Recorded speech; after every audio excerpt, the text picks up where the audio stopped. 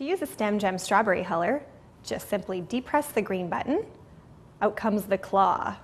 And depending on the size of your strawberry, that's how much you will push out or kind of keep it in. In this case, it's a little bit larger, so we'll push it a little bit more. Put it around the stem, let it naturally depress, twist,